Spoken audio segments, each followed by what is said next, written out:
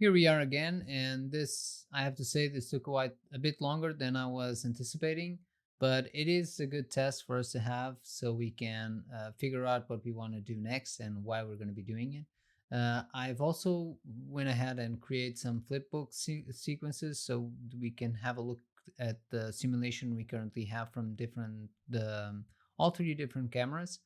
If you're not familiar with this is something you can do by just activating this button. So we start a new sequence every time, and then you go to Windows and turn on the sequence list so that you can choose which sequence you actually want to have a look. So as you can see here, this is the current simulation we have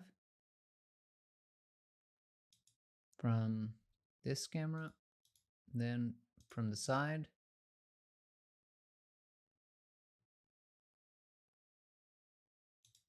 and finally from the back. We have some interesting shapes, definitely. Some stepping here, as you can see.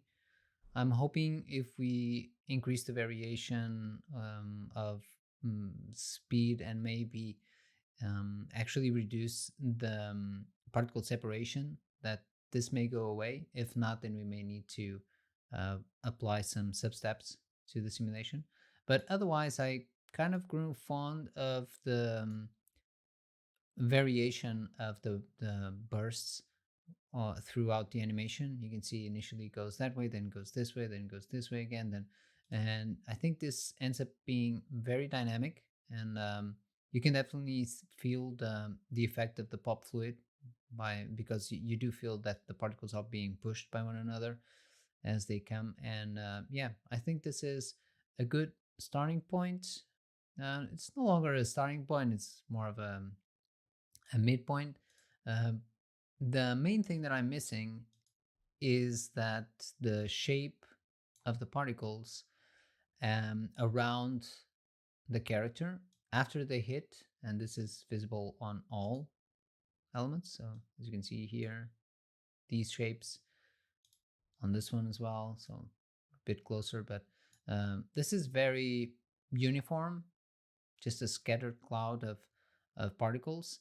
And it would be nice for us to have some tendrils. That's something that I really want to make sure we have. And the way we're going to do that is by, besides using pop fluid and the pop attract to kind of contract everything and keep particles close to the character, we're also going to be using advection. So the next lessons, we'll be focusing on developing some advection volumes, velocity volumes that we can use to advect our particles. And that's what we're going to be doing next.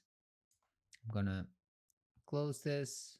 We could save the sequences, but I don't think we need to. The cache has been done, so if we need to come back to this, we can check it out. I'm going to increase the version now, just make sure that I don't override it on the next tests, and we'll move on to the next lesson.